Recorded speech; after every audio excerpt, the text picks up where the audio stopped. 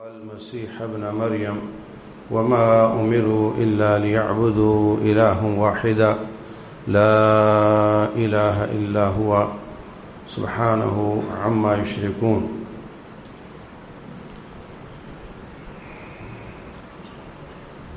اللہ تبارک و تعالی فرماتے ہیں کہ عیسائیوں نے اپنے مولویوں اور پیروں کو معبود بنا لیا۔ اتخذوا احبارهم ورهبانهم اربابا من دون اللہ، انہوں نے اپنے مولویوں اور پیروں کو معبود بنا لیا اللہ کے علاوہ۔ وما امروا، اور ان کو نہیں حکم دیا گیا تھا مگر یہ کہ وہ ایک معبود کی عبادت کریں، لا الہ الا ہوا، اس کے سوا کوئی عبادت کے لائق نہیں ہے۔ جن لوگوں کو وہ شریک ٹھہراتے ہیں وہ ان سے پاک ہیں۔ حضرت عدی بن حاتم رضی اللہ عنہ عیسائیوں سے مسلمان ہوئے تھے اور وہ عیسائیوں کے پادری تھے۔ حاضر ہو گئے، کہنے لگے حضرت میں بھی عیسائی رہا ہوں، تو مجھے تو نہیں یاد کہ ہم نے اپنے مولویوں پیروں کو رب بنایا ہو اور ان کی پوجا کی ہو، اور رب کا قرآن یہ کہہ رہا ہے، تو چکر کیا ہے؟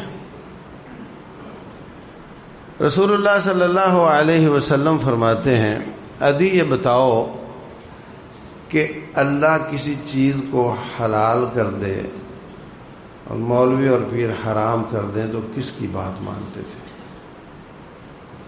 کہاں مولوی اور پیروں کی مانتے تھے؟ اللہ کسی چیز کو حرام کر دے، مولوی اور پیر حلال کر لیں، کس کی بات مانتے تھے؟ کہا مولوی اور پیروں کی مانتے تھے۔ فرمایا فَتِلْكَ عِبَادَتُهُمْ، یہی ان کی عبادت ہے۔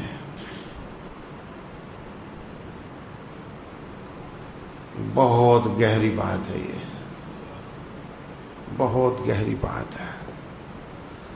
اس وقت مسلمان جانتے بوجھتے ہوئے دیدہ دانستہ مفتی کے کندھے پہ رکھ کر چلا دیتے ہیں۔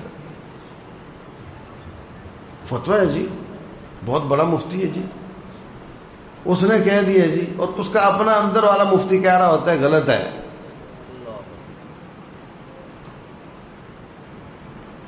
رسول اللہ صلی اللہ علیہ وسلم سے کسی نے بات پوچھی، فرمایا استفت قلبک، اپنے دل کے مفتی سے پوچھو۔ استفت قلبک، اپنے دل سے پوچھ، اور لفظ ہے استفت، فتویٰ پوچھ۔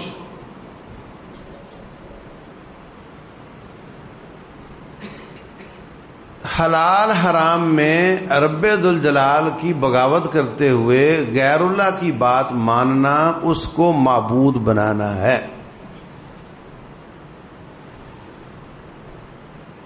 کیونکہ حلال حرام کا کام کسی مخلوق کا نہیں ہے، صرف خالق کائنات کا ہے۔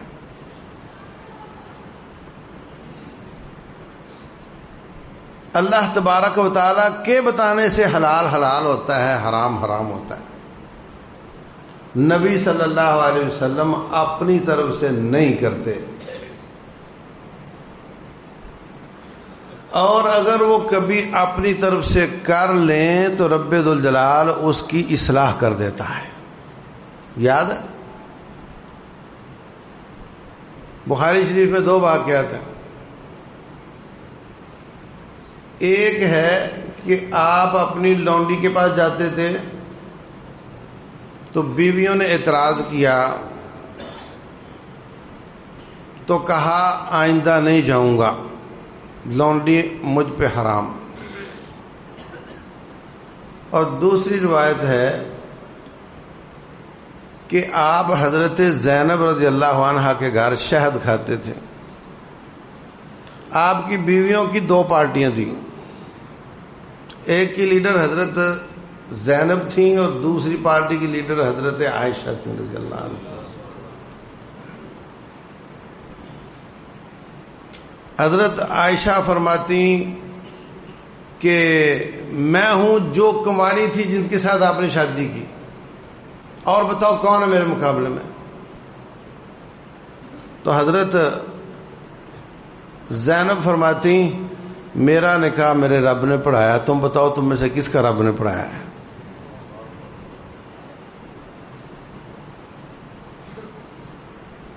تو ایک جو بنیادی تنافس نبی صلی اللہ علیہ وسلم کا زیادہ وقت میرے پاس ہو، یعنی شوہر نہ بھی ہو تو ہر امتی چاہے گا کہ ان کا وقت مجھے ملے، تو یہ ان میں تھا۔ اور امتی بھی ہوں پھر شوہر بھی ہو پھر تو زیادہ مہنگا ہو جاتا ہے۔ تو حضرت زینب کے گھر میں آپ شہد پیتے تھے، تو حضرت عائشہ اور حضرت حفصہ رضی اللہ عنہما نے سوچا کہ شہد کی وجہ سے آپ تھوڑا وقت وہاں زیادہ لگا لیتے ہیں، تو کوئی ایسی بات کرو کہ آپ وہاں نہ ٹھہرا کریں اتنا۔ تو آپس میں طے کر لیا کہ یہ کہو کہ آپ سے سمیل آ رہی ہے، اور سمیل آپ کو بہت ناپسند تھی، مغافیر کی سمیل آ رہی ہے۔ اچھا میرے پاس آئے نا تو میں بھی یہ کہوں گی، تیرے پاس آئے تو تم نے بھی یہ کہنا ہے، طے کر لیا آپس میں۔ دونوں نے وہ بات کر دی۔ آپ نے فرمایا کہ اور تو کچھ نہیں، میں وہاں شہد ہی پیتا ہوں زینب کے پاس، اور ہو سکتا ہے کہ شہد کی مکھی مغافیر کے بوٹے پہ بیٹھی ہو اور وہاں سے اس نے شہد بنایا ہو، تو چلو آج کے بعد میں شہد نہیں کھاؤں گا۔ امت پر حرام نہیں کیا، اپنے اوپر کیا ہے۔ اللہ تبارک و تعالیٰ فرماتے ہیں یا ایھا النبی لم تحرم ما احل اللہ لک، اے نبی جو میں نے حلال کیا وہ آپ کیوں حرام کرتے ہیں؟ آگے کی چوٹ بھی لگا دی، تبتغی مرضات ازواجک، اچھا تو بیویوں کو خوش کرنا چاہتے ہیں۔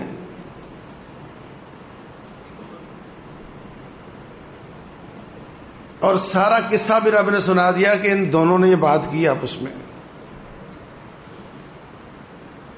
آج جو قاری صاحب نے تلاوت کی آیات کی، من انبأک ھذا، آپ نے فرما دیا تم نے دونوں نے بات کی نا آپس میں، اچھا تو آپ کو کس نے بتایا؟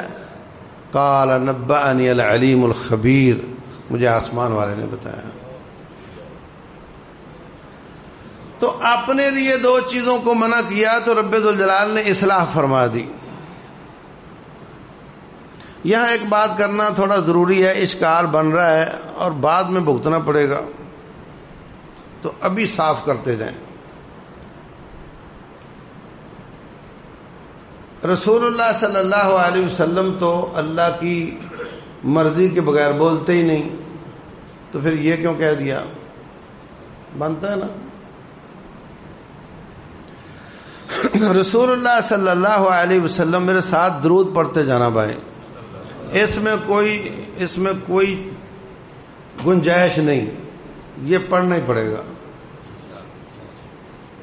رسول اللہ صلی اللہ علیہ وسلم کی 4 حیثیتیں ہیں، کتنی؟ 4۔ ایک حیثیت ہے آپ کی ابن آدم،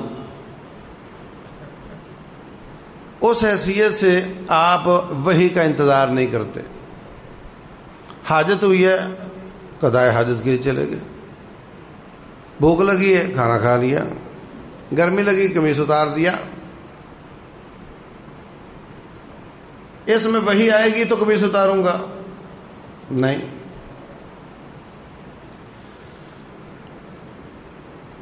رسول اللہ صلی اللہ علیہ وسلم نے دیکھا کہ مدینے والے مادہ کھجور کے پھولوں کے ساتھ نار کھجور کے پھول باندھتے ہیں تو کھجوریں زیادہ لگتی ہیں۔ فرمانے لگے یہ کیا تم کرتے ہو، اتنی اونچی کھجور پہ چڑھتے اور کانٹے لگتے ہیں اور حالت خراب ہو جاتی ہے، ایک نیچرل پروسیس ہے، خود ہی ہوتا ہے، ہونے دو اس کو۔ انہوں نے اس سال یہ کام نہیں کیا، جھاڑ کم آیا، پیداوار کم ہو گئی، شکایت لے کر آ گئے، حضرت آپ نے منع کیا تھا، ہم بعد آ گئے اور تو کھجوریں تو لگی بہت کم ہیں۔ رسول اللہ صلی اللہ علیہ وسلم فرماتے ہیں انتم اعلم بامور دنیاکم، یہ دنیا کے کام تمہیں مجھ سے زیادہ آتے ہیں، اپنی مرضی کرو۔ یہ بات آپ نے وحی کے ساتھ کی تھی۔ دنیاوی معاملات میں وحی کا انتظار نہیں کرتے، یہ پہلی حیثیت ہے۔ دوسری حیثیت ہے آپ کی بطور قاضی اور جج، اس حیثیت میں بھی آپ وحی کا انتظار نہیں کرتے، بلکہ آپ گواہوں کی روشنی میں، دلیل کی روشنی میں فیصلہ فرماتے ہیں۔ رسول اللہ صلی اللہ علیہ وسلم فرماتے ہیں، صحیح بخاری میں حدیث ہے، انکم لتختصمون الی، تم میرے پاس کیس لے کر آتے ہو، وَلَعَلَّ بَعْضَكُمْ أَلْحَنَ بِحُجَّتِهِ مِنْ بَعْض، اور تم میں سے بعض لوگ اپنی دلیل کو بنا سما کر پیش کرنے، پریزنٹ کرنے میں زیادہ ماہر ہوتے ہیں اور دوسرے ماہر نہیں ہوتے۔ ایک پلاٹ کا کیس ہے، جس کا وہ حقیقت میں پلاٹ ہے وہ بیچارہ بول نہیں سکتا، زیادہ اپنی دلیل کو بنا کر پیش نہیں کر سکتا، جھجکتا ہے، اور جس کا وہ نہیں ہے وہ ٹٹر بولتا ہے اور ادھر ادھر سے ملا ملا کے دلیلیں بنا لیتا ہے۔ تو فرمایا اگر اس طرح ہو اور ایک بولے ہی نہ، دوسرا بولتا رہے، اور اس کے حق میں فیصلہ کر دوں جس کا پلاٹ نہیں تھا، تو وہ پھر بھی نہ لے، میرے فیصلے کے باوجود بھی نہ لے، انما اقطع لہ قطعۃ من النار، میں اس کے لیے آگ کا ٹکڑا کاٹ کر دے رہا ہوں۔ اس کا مطلب کہ وحی کے ساتھ فیصلہ کیا، وحی کے ساتھ ہوتا تو پرفیکٹ ہوتا، وحی کے ساتھ ہوتا تو ہمارے لیے نمونہ نہیں ہوتا۔ آج کا جج کہتا جی ہم کیا کریں، ہمارے پاس تو وحی نہیں آتی۔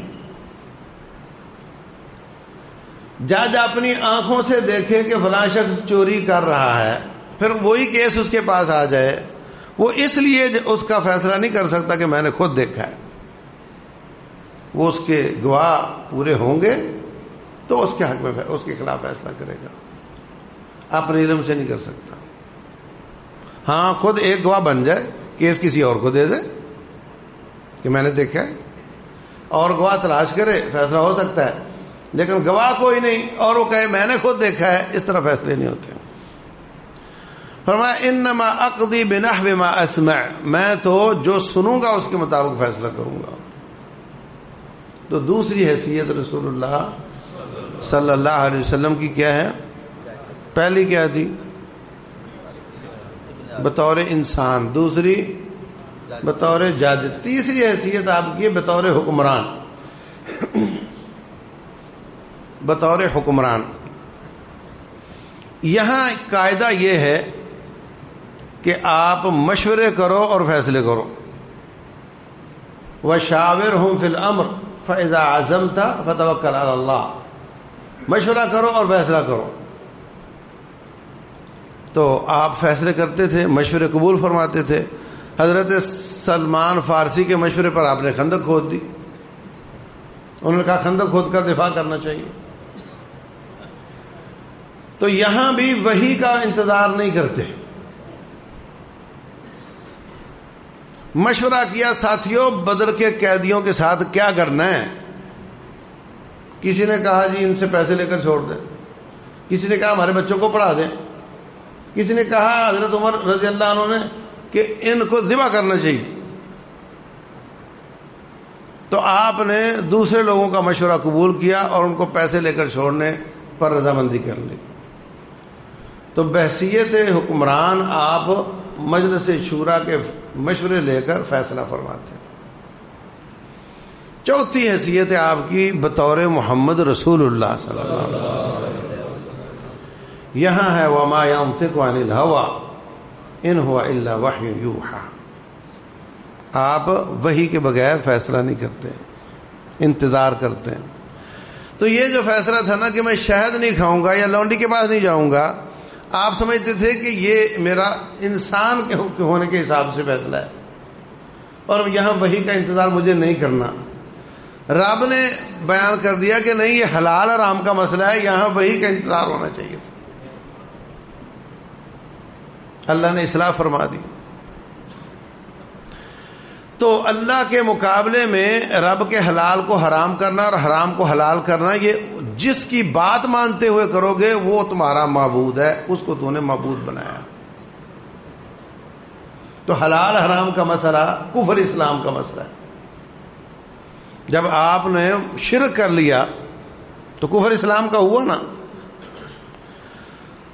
اور ایک ہوتی ہیں عبادات اور ایک ہوتے ہیں حلال و حرام۔ عبادات میں اصل یہ ہے کہ کوئی عبادت جائز نہیں سوائے اس کے جو اللہ اس کے رسول بتا دیں صلی اللہ علیہ وسلم۔ بات سمجھ آئی؟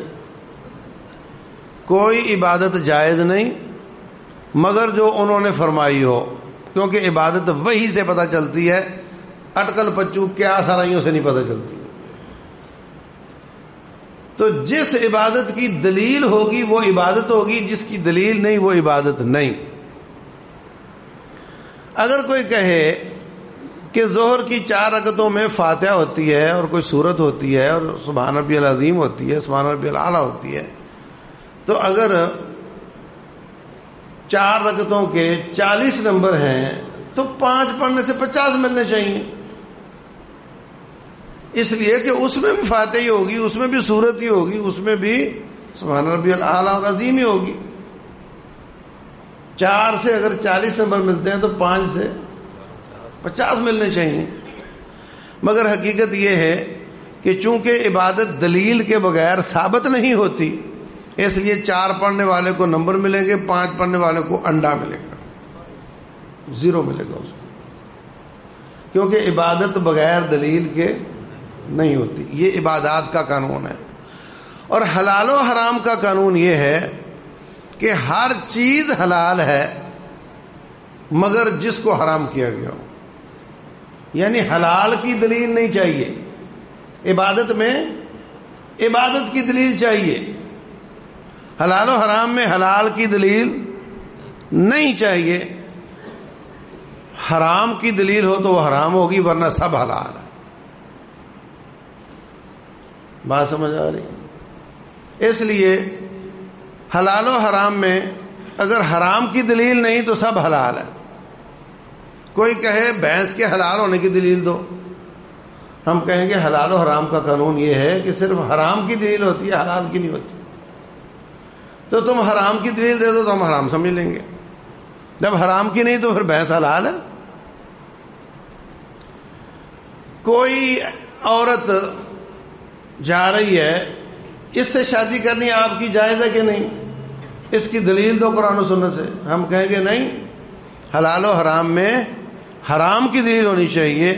اگر یہ تیری ماں ہے، بہن ہے، بیٹی ہے یا خالہ پھوپھی ہے یا جن جن رشتوں کو حرام کیا، اگر وہ ہے تو شادی نہیں ہو سکتی، اور اگر وہ نہیں تو آپ کی شادی ہو سکتی۔ تو حلال و حرام کا قانون یہ ہے کہ اس میں صرف حرام کی دلیل چاہیے۔ اگر اللہ تعالی حلال کی دلیلیں لکھنے جاتا تو ہزاروں چیزیں جنگلوں میں ہیں، ان کے نام ہوتے، ایک تصویر ہوتی، ساتھ لکھا ہوتا حلال ہے۔ ہزاروں چیزیں سمندروں میں ہیں، لاکھوں چیزیں فضاؤں میں ہیں، اور بوٹیاں اور پرندے چرندے درندے اور عورتیں اربوں میں ہیں، اور ان کا نام لکھا ہوتا ہے کہ یہ عورت حلال ہے کہ حرام ہے۔ تو پھر تو قرآن کی 15-20 جلدیں ہوتی اور چیزیں پھر بھی پوری نہ آتی۔ اللہ تبارک و تعالیٰ نے صرف حرام کی دلیلیں بیان کی۔ انما حرم علیکم المیتۃ، اللہ نے تم پر مردار حرام کیا، والدم، اور بہتا ہوا خون حرام کیا، ولحم الخنزیر، خنزیر کا گوشت حرام کیا، وما اہل بہ لغیر اللہ، اور جو غیر اللہ کے نام پہ پکارا گیا ہو وہ حرام کیا ہے. جو غیر اللہ کے نام پہ جانور پکارا گیا ہو، یہ اس کے نام کی گائے ہے، یہ بابے کی گائے ہے، وہ حرام کیا ہے. یہ 4 چیزیں حرام کی ہیں. یہ قرآن کی آیت ہے. دوسرے مقام پر اللہ فرماتے ہیں قُلْ لَا أَجِدُ فِي مَا أُوحِيَ إِلَيَّ مُحَرَّمًا عَلَىٰ طَاعِمٍ يَطْعَمُهُ، اے نبی کہہ دو کہ مجھے پوری شریعت میں ان 4 کے سوا کوئی چیز حرام نظر نہیں آتی. إِلَّا أَن يَكُونَ مَيْتَةً، مردار، او دمن مسفوحاً، بہنے والا خون، او لحم خنزیر فإنه رجس او فسقا أهل لغیر اللہ بہ. یہ 4 چیزیں ہیں. اور رسول اللہ صلی اللہ علیہ وسلم کے ذریعے اللہ تعالیٰ نے اور چیزیں بھی حرام کروائی. قرآن کہتا ہے صرف 4 ہیں، اور حدیث کہتی ہے نہیں اور بھی ہیں. ہر وہ پرندہ جو پنجہ اس کا شکاری ہو، گوشت خور ہو، پنجے سے پکڑ کے شکار کرنے والا گوشت خور پرندہ، کوا، چیل، شکرا، باز، یہ سب رسول اللہ صلی اللہ علیہ وسلم کے ذریعے اللہ نے حرام کی. اور یہ دیکھتے ہو، یہ دانت، نکیلا دانت، انسان میں نکیلے دانت صرف 4 ہیں، اور یہ سامنے والے اکھیڑنے والے ہیں، اور یہ نکیلے پھاڑنے والے ہیں، اور پیچھے داڑھیں پیسنے والی ہیں. تو جو گھاس خور جانور ہیں ان میں اللہ نے اکھیڑنے والے اور پیسنے والے بنائے صرف، اور جو گوشت خور ہیں ان میں اکھیڑنے والے نہیں ہیں، سارے ہی نکیلے ہیں اور پیچھے پیسنے والی داڑھیں ہیں. اور انسان چونکہ گوشت بھی کھاتا ہے اور سبزیاں بھی کھاتا ہے اور پیستا بھی ہے، اس لیے اس میں اللہ نے 3 طرح کے دانت لگائے. تو جو نکیلے دانت والے جانور ہیں، جیسے کتا ہے، شیر ہے، چیتا ہے، لگڑ بگڑ ہے، یہ چیزیں حرام ہیں. فرمایا ذو مخلب من الطیر وذو ناب من السباع، جو چیر پھاڑ کرنے والے گوشت خور درندے ہیں، یہ نکیلے دانت والے، وہ سارے حرام ہیں. اور جو پنجے والے، جو پنجے کے ساتھ پکڑ کے شکار کر کے گوشت خور جو جانور ہیں، پرندے ہیں، وہ بھی سارے حرام ہیں. تو یہ 2 چیزوں کا اضافہ کیا نبی صلی اللہ علیہ وسلم نے. تیسری چیز جس کا نام لے کر حرام کیا ہو، مثلا فرمایا گدھا حرام ہے. گدھا حرام ہے، یہ نہ نکیلے دانتوں والا ہے اور نہ اس میں کوئی اور مسئلہ ہے، نام لے کر حرام کر دیا، بات ختم ہوئی. اسی طریقے سے جن کو قتل کرنے کا حکم دیا ہے، سانپ ہے، بچھو ہے، چوہا ہے، چیل ہے، فرمایا یہ کوا ہے. 5 چیزیں فاسق ہوتی ہیں، ان کو حرم میں بھی نظر آئے تو قتل کر دو. ہمارے ہاں تو کاما والی سرکار ہے نا، ہم تو ان کو پالتے ہیں. اور کتنے لوگ روڈ پر جاتے، دریا کنارے حرام کا گوشت لے کر چیلوں کو ڈال رہے ہوتے ہیں، گدھوں کو ڈال رہے ہوتے ہیں، وہ ان کو پالتے ہیں، جبکہ نبی صلی اللہ علیہ وسلم نے ان کو قتل کرنے کا حکم دیا. کوا، چیل، چوہا، بچھو، سانپ، یہ 5 فواسق ہیں. بعض روایتوں میں ایک چیز زیادہ ہے، ایک کم ہے، 6-7 بن جاتی ہیں. ان کو جہاں بھی نظر آئے ان کو قتل کر دو، یہ نظر نہیں آنے چاہیے. اور کتا جو کالے رنگ کا ہو، لولا ان الکلاب امۃ من الامم، اگر کتے بھی رب کی امتوں میں سے امت نہ ہوتے تو میں سارے مروا دیتا، لیکن تم کالا کتا نہ چھوڑا کرو، اس کو قتل کر دیا کرو، کیونکہ وہ شیطان ہے. کالا کتا شیطان ہے. تو یہ چیزیں جن کو قتل کرنے کا حکم دیا ہے وہ بھی حرام ہو گئی. اسی طرح جن کو قتل نہ کرنے کا حکم دیا ہے، اب جب قتل نہیں کرو گے تو کھاؤ گے کیسے؟ جیسے ہدہد ہے، اس کو قتل نہ کرنے کا حکم دیا ہے. مینڈک کو قتل کرنے سے منع کیا ہے، ہدہد کو قتل کرنے سے منع کیا ہے. تو جن کو قتل کرنے سے منع کیا ہے وہ بھی پھر حلال نہ ہوئی. تو یہ کچھ چیزیں ہیں جن کو اللہ تعالیٰ نے حرام کیا ہے، خود کیا ہے یا نبی صلی اللہ علیہ وسلم کی زبان سے کیا ہے۔ اسی طرح عورتیں، حرمت علیکم امہاتکم و بناتکم و اخواتکم، تمہارے اوپر بیویاں، تمہارے اوپر جو مائیں، بہنیں، بیٹیاں، بانجی، بھتیجی، پھوپھی، خالہ، اور یہ سارے رشتے رضاعت والے بھی، یہ سب حرام ہیں۔ اور شادی کی وجہ سے ساس، یہ حرام ہے، اور عورت ہو تو اس کا سسر حرام ہے، بہو حرام ہوئی، تو یہ رشتے حرام ہیں۔ رضاعت کا مسئلہ سمجھ لو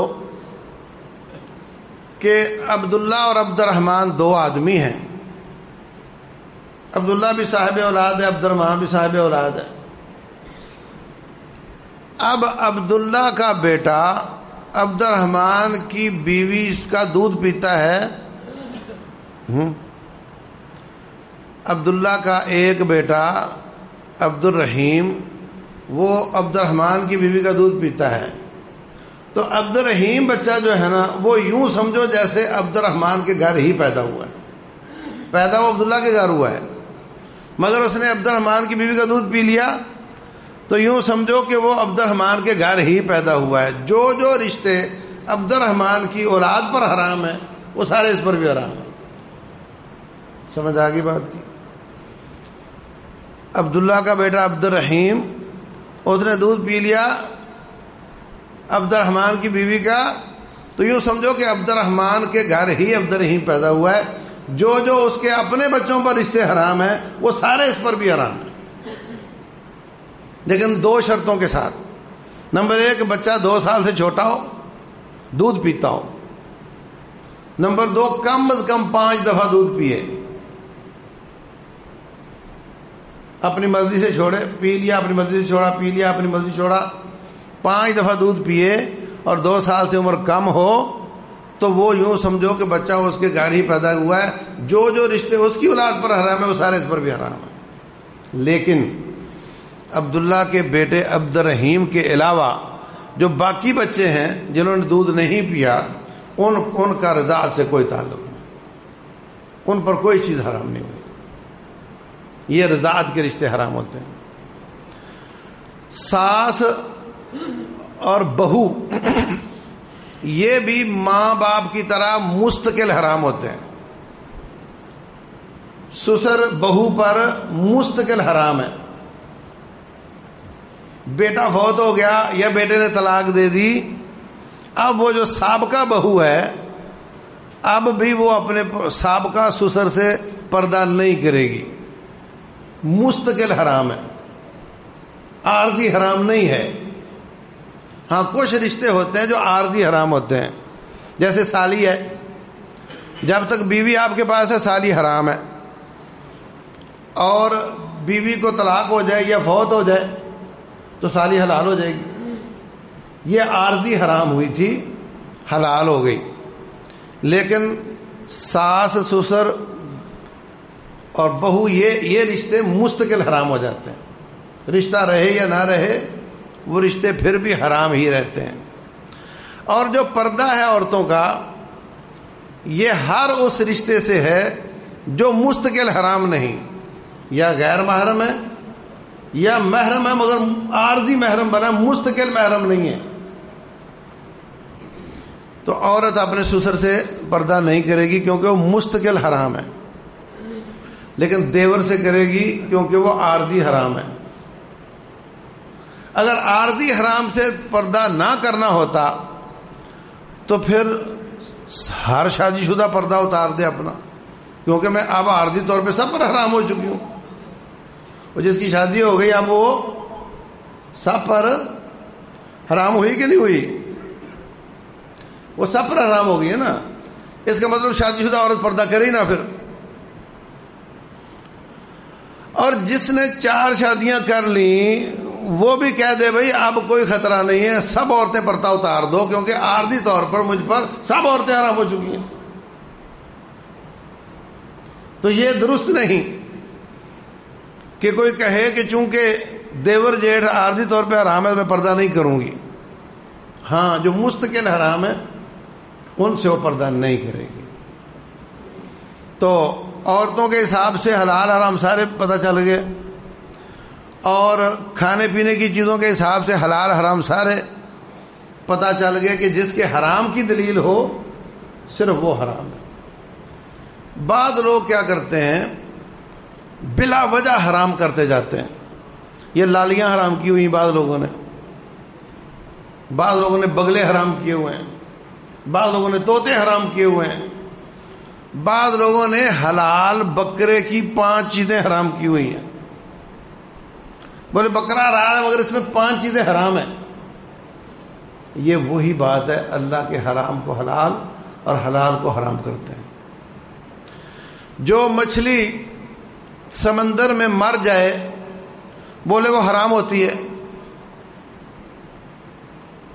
بخاری اور مسلم کی حدیث ہے, صحابہ اکرام گئے ہیں جہاد پر, بھوک بڑی شدید لگی تھی, گھاس کھانا پڑ رہا تھا. جب سمندر کی طرف گئے نا تو کنارے پہ ایک پہاڑی سی نظر آئی ہے, پتہ نہیں پہاڑی کون سی ہے یہ. جب قریب گئے تو پتہ چلا کہ جناب یہ مچھلی ہے, سمندر نے پھینکی ہے. موج بن گئی بھائی, کھانا شروع کیا اس کو, کہتے ہیں حتیٰ کہ ہم موٹے ہو گئے. پھر ہم نے اس کا گوشت اتار کر خشک کر کے ساتھ لے جانے کے لیے جمع کرنا شروع کیا. 18 دن تو یہ وہاں اس کو کھاتے رہے, اور وہ کب سے پڑی تھی یہ نہیں پتا. اور وہ کہتے ہیں کہ اس کی پسلی کو ہم نے نا کوسے قضا کی طرح یہاں کھڑا کیا, اور جو سب سے اونچا اونٹ تھا نا اس پر بندہ بیٹھا اور اس کے نیچے سے گزر گیا, اور اس کے آنکھ کے سوراخ سے ہم مٹکا لے کر اندر جاتے تھے اور اندر سے چربی کا بھر کر لاتے تھے. اتنی بڑی مچھلی تھی. کتنے دن کھاتے رہے. تو ہمارے جو فقہ والے ہیں وہ تو بیچارے حرام کر دیتے ہیں اس کو, بولے وہ حرام ہے. ایک مچھلی وہ پیپل کے پتے کی طرح ہوتی ہے, پیپل کے پتے کی طرح کی ہوتی ہے, اس کو حرام کیا ہوا ہے, اس کو حرام کیا ہوا ہے, کوئی وجہ نہیں اس کو حرام کرنے کی. رسول اللہ صلی اللہ علیہ وسلم فرماتے ہیں هو الطہور ماؤہ والحل میتتہ, سمندر کا پانی پاک ہے اور اس کا مردار حلال ہے. ہر وہ جاندار جو سمندر میں رہتا ہے باہر نکل کر زندہ نہیں رہ سکتا زیادہ دیر, وہ سارے ہی حلال ہیں, ان میں کوئی بھی حرام نہیں ہے. وہ لمبے دانت والا ہو یا نہ ہو, شارک مچھلی کے سارے دانت لمبے لمبے ہوتے ہیں, حلال ہے. سمندری شیر, سمندری چیتا, سمندری گھوڑا سب حلال ہیں. وہ جانور جو سمندر کے بغیر زندہ نہیں رہ سکتا. جانور 3 طرح کے ہوتے ہیں, ایک مائی, ایک بری اور ایک بر مائی. مائی جو پانی میں رہتے ہیں اور بری جو خشکی میں رہتے ہیں, اور بر مائی جو خشکی اور تری دونوں میں رہتے ہیں. جیسے کچھوا ہے, جیسے مگرمچھ ہے, یہ آپ اس کو مہینہ رکھیں خشکی میں اس کو کچھ بھی نہیں ہوتا, اور وہاں جاتے ہیں تو وہاں پانی کے بن جاتے ہیں, ادھر آتے ہیں تو خشکی کے بن جاتے ہیں. تو جو جانور پانی کا ہے اور باہر نکل کر مستقل زندہ نہیں رہ سکتا, اس میں اتنا ہی کافی ہے اس کے حلال ہونے کے لیے, وہ سب جائز ہے.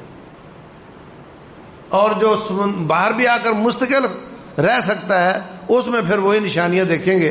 اگر لمبے دانتوں والی نشانی ہے اور گوشت خور ہے تو اس کو ہم حرام کر دیں گے.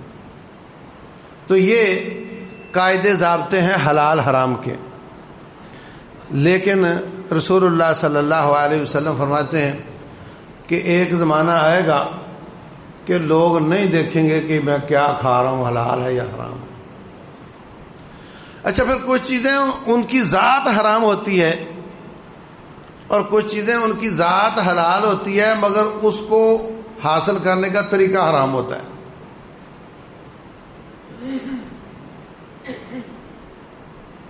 مثلا گندم ہے, حلال ہے, چوری کی گندم حرام ہو جائے گی, ذات اس کی حلال ہے مگر حاصل کرنے کا طریقہ حرام کا ہے تو وہ جائز نہیں ہوگی. تو اس میں پھر سود آ جاتا ہے. سود حرام ہے. اس پہ بات کروں تو یہ ایک الگ لمبا موضوع ہے، لیکن میں مختصر بات کروں گا اور کوشش کروں گا کہ اشارے کرتا جاؤں.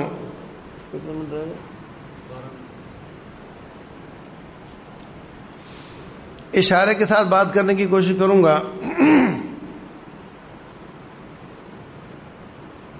دو باتیں سمجھ لو تو کوئی شخص کسی بینک کو حلال نہیں کر سکے گا آپ کے سامنے. دو باتیں سمجھ لو. ایک بات تو یہ ہے، یہ کوئی راز کی بات نہیں ہے، اگر آپ میں کوئی بینکنگ کو سمجھتا ہے تو میری تصدیق کرے گا. یہ باقاعدہ بینکنگ پڑھائی جاتی ہے، اس میں یہ کلیہ لکھا ہوا ہے کہ کوئی پیسہ بھی جب بینک میں داخل ہوتا ہے کسی وجہ سے، ہر بینک جتنا پیسہ آتا ہے اتنا پیسہ سارے کا سارا لوگوں کو قرضہ نہیں دیتا، بلکہ اس میں سے کچھ بچا کے رکھتا ہے کہ اتنے لوگ لینے بھی آئیں گے. سمجھ آئی؟ جہاں مزدور زیادہ ہوں وہاں لینے والے زیادہ آتے ہیں، جہاں سیٹ زیادہ ہوں وہاں لینے والے کم آتے ہیں. تو اس نے اگر 20% بچا کے رکھا ہے اور 80% لوگوں کو لون دیا ہوا ہے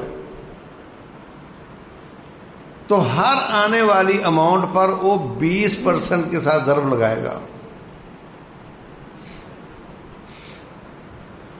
ہر آنے والی اماؤنٹ کو 20% سے ضرب لگائے گا.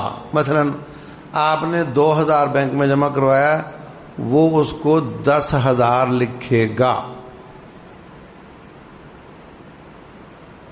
ذمہ داری کے ساتھ کہہ رہا ہوں. انکار کرے کوئی، پھر آپ نے وہ 2000 واپس نکلوا لیا تو وہ لکھے گا کہ میرے پاس 8,000 ہے کوئی نہیں، کیونکہ 2 تھے وہ نکال لیا آپ نے. اس کے کھاتے میں 8,000 لکھا ہوا رہ جائے گا. یہ جو لکھا ہوا ہے ڈیجیٹل کرنسی، یہ جو ڈیجیٹل کرنسی ہے، یہ کوئی بندہ جاتا ہے جی میری فیکٹری ہے، مجھے 10 کروڑ روپے چاہیے، مجھے قرضہ چاہیے، کروڑ روپے چاہیے، لے لو بھائی. وہ کروڑ روپے اس کو نوٹ پکڑائے گا کہ بوری لے کے آ میں تمہیں نوٹ دیتا ہوں. کیا دے گا اس کو؟ اس کو کہے گا ادھر آ، کروڑ روپیہ لے لو، 1.25 کروڑ واپس کرنا ہے تم نے، ٹھیک ہے، اور یہ تیرا اکاؤنٹ نمبر ہے اور یہ اس میں 1 کروڑ لکھا ہوا ہے، یہ اس کی بیلنس شیٹ ہے، اس پہ کروڑ روپے لکھا ہوا تیرا، یہ تیری چیک بک ہے، اس کے ذریعے تو کروڑ روپے استعمال کر سکتا ہے. نوٹ نہیں دیں گے وہ. ہر آنے والی رقم کو 20% سے ضرب لگے گی، 2010 ہو جائے گا، 2 کروڑ 10 کروڑ ہو جائے گا، 2 ارب 10 ارب ہو جائے گا. وہ واپس لے تو 8 ارب اس کے پاس پڑا ہوگا. ایسے نہیں آئے جن بینکوں کی جناب برانچیں کھل رہی ہیں اور جناب مراعات دے رہے ہیں، ہمارا کارڈ لوگے تو تمہیں اتنی ڈسکاؤنٹ ملے گی، ہمارا کارڈ لوگے تو تمہیں دبئی کا فری ویزا عیاشی کے لیے دیا جائے گا، ہمارا کارڈ خریدو گے تو تمہیں ایئرپورٹ پہ VIP لاؤنج ملے گا. اس کی وجہ یہ ہوتی ہے، اور یہ وجہ تمام بینکوں میں کامن ہے، جو اسلامی کہلواتے ہیں جو غیر اسلامی کہلواتے ہیں، سب میں کامن ہے. نمبر 2، لوگوں کا پیسہ آیا، انہوں نے آگے دے دیا، اب کوئی زیادہ پیسے مانگنے آ جائے، 2 کروڑ روپیہ اس کا کہتا مجھے پیسے دو، میرے 10 کروڑ والا کہتا مجھے پیسے دو. پہلے تو اس کو رام کرنے کی کوشش کریں گے، بھئی کیا ہو گیا، کیوں نکال رہے ہو، ہمیں بتاؤ، ہم مسائل حل کریں گے. وہ ضد کرتا نہیں مجھے چاہیے، تو پھر کہتے ہیں 3 دن بعد آیا. 3 دن میں وہ منی مارکیٹ میں اس کے لیے پیسہ لیں گے، خریدیں گے۔ اگر وہ اسٹیٹ بینک سے لے کر دیتے ہیں تو اس پر ڈسکاؤنٹ ریٹ کا سود لاگو ہوگا۔ اگر وہ نیشنل بینک سے لے کر دیتے ہیں تو اس پر کائبر لاگو ہوگا، Karachi inter bank offered rate. اگر وہ انٹرنیشنل بینک سے لے کر اس کو 3 کروڑ دیتے ہیں تو اس پہ لائبر لاگو ہوگا، London inter bank offered rate, یعنی وہ پیسہ اس کے پاس آیا تو سود پر لیا، اس نیشنل بینک سے لیا تو سود پر لیا، اسٹیٹ بینک سے لیا تو سود پر لیا۔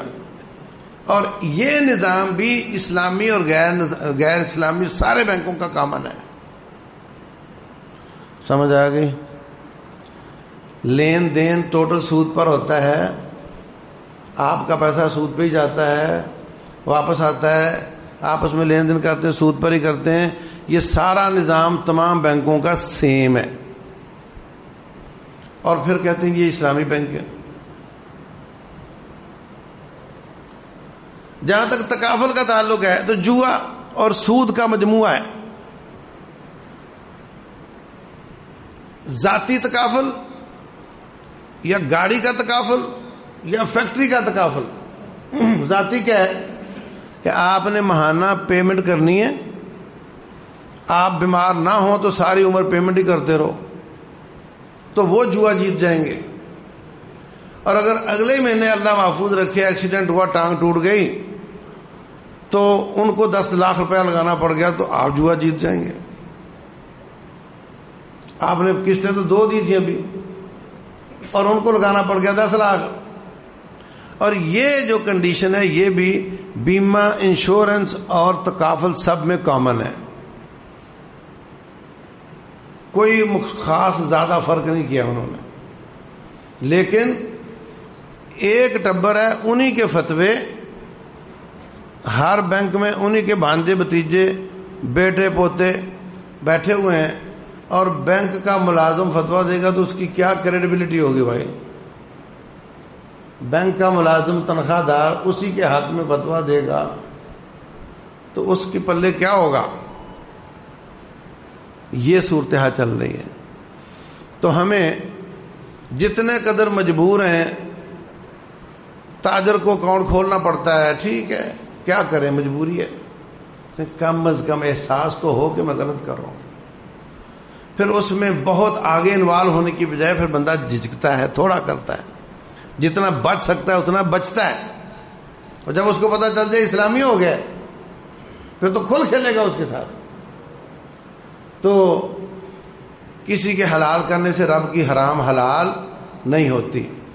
آخر میں ایک حدیث سن لو، رسول اللہ صلی اللہ علیہ وسلم فرماتے ہیں ان الحلال بین و ان الحرام بین، حلال بھی واضح ہے، حرام بھی واضح ہے، وبینہما امور مشتبہات، ان دونوں کے بیچ میں کئی مشابہ چیزیں ہوتی ہیں۔ ایک زاویے سے دیکھو تو وہ حلال نظر آتی ہیں، دوسرے زاویے سے دیکھو تو وہ حرام نظر آتی ہیں۔ فرمایا جو شبہات والی چیزوں میں پڑ گیا وہ پھر حرام والی میں بھی پڑ جائے گا، اور جو شبہات والی سے بچ گیا اس نے اپنا دین بچا لیا۔ پھر مثال دی رسول اللہ صلی اللہ علیہ وسلم نے، فرمایا اگر بادشاہ نے باڑ لگائی ہے کہ یہ چراگاہ میری ہے، خبردار کسی کا جانور ادھر آیا تو کوئی اس باڑ کے قریب قریب جانور چرائے گا تو تھوڑی سی بے احتیاطی ہوئی تو جانور اندر چلا جائے گا اور وہ قبضے میں چلا جائے گا، اور اگر وہ قریب ہی نہ جائے اس کے تو پھر وہ اپنے آپ کو بچا لے گا۔ فرمایا جو اللہ کی حرام کردہ چیزیں ہیں یہ اللہ کی باڑ ہے، یہ اللہ کی چراگاہ ہے، اس کے قریب بھی نہ جاؤ۔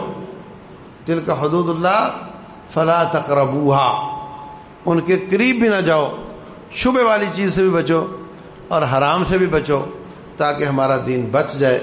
واللہ تعالی اعلم، وصلی اللہ وسلم وبارک علی نبینا محمد۔